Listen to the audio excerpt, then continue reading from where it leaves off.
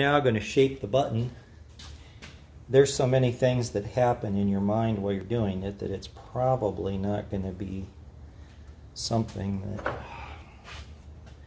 I am going to bring this in just a little bit, because as I bring it in, the machine's more accurate, because the extension of the metal is less. So we're ready to roll.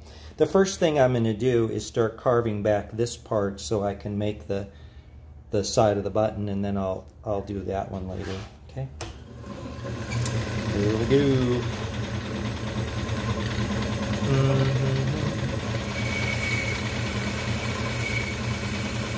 That's the first cut.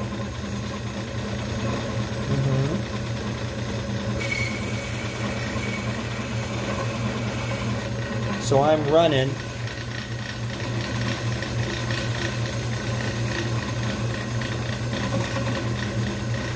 so I'm using both these handles to cut. This one goes back and forth, and this one goes in and out. So if I want fluting, I can do that.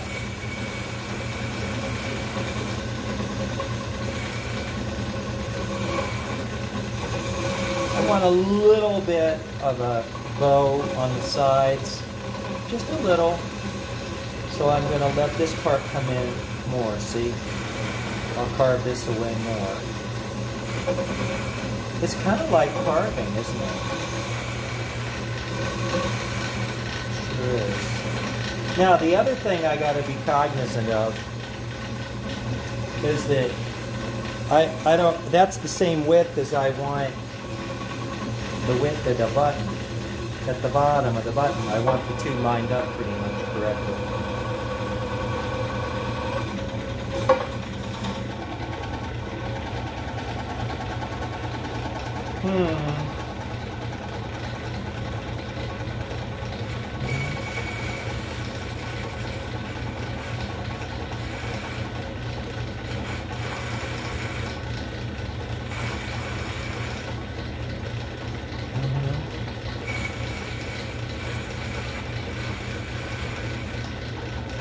I think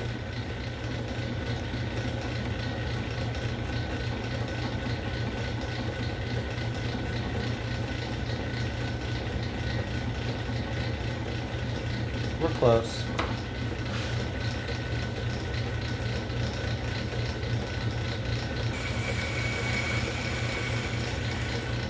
A nice smooth motion gives you a very smooth shaped button.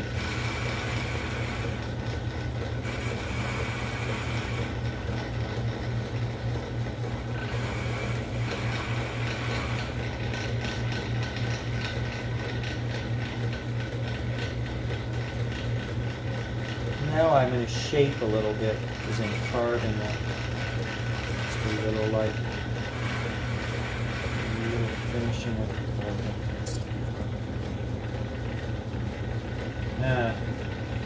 Perfect. So in other words, the thickness here at the bottom of the button should be the same as that, so it looks good. So now we're taken care of. Now I'm going to come in, I'm going to change the angle of the cutting tool more like this, because I'm going to start shaping the back of the button. Now I'm going to let you come in real tight again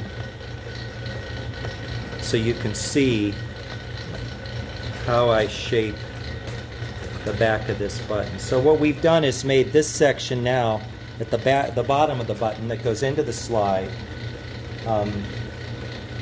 So I back this unit off and get these chips off. Now see, that alignment ain't right anymore. So I'm going to bring this down just a little bit. Something like this. Tighten it up. Now I can come in and we're going to start carving out the back of this button.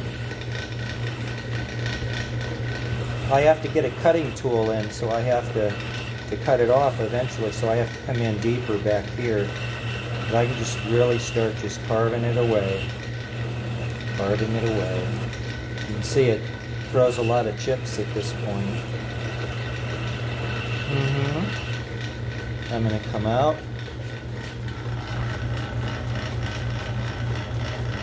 You see the shape of the button? Okay, we have that and that. Now I'm going to change the angle again. I can bring this a little bit more like that. And it gives me a little bit more control as I go to chop out the back of this button here.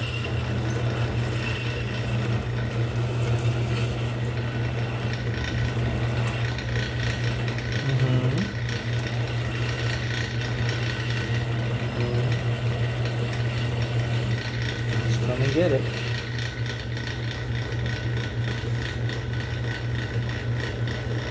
Now, one thing I better check, well, I've still got a lot of material to cut, is can I get this slide all the way in so that it seats 100% on the shoulder? And the answer is yes. Because see, if you don't dig the hole deep enough, you can't get that slide in. Then you have to start chopping on the slide or grinding the slide away. I don't want to do that. So that's just it's always good to check your stuff, you know, is what you're doing working? Or are you kind of a little off maybe? And take the time to be in a rush on this stuff.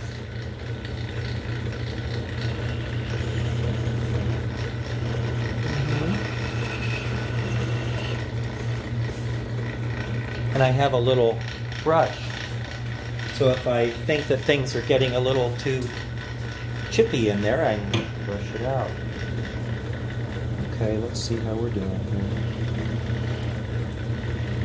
I think I can come up here with this cutting tool, and I will. I'm just going to come up like this, right to there. That's where I want to be. Right now. There we go. Looking good. Okay, now the back end has too much roundness. I have to flatten it out just a little bit here.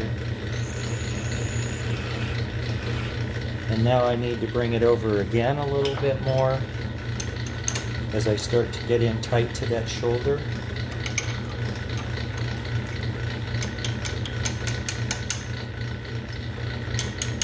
That's all done by eyeball. Okay. Yeah. Up here. And to here. And see, now you can see I'm cutting to the back of that button. The only reason I left it running was to show you I would not do that.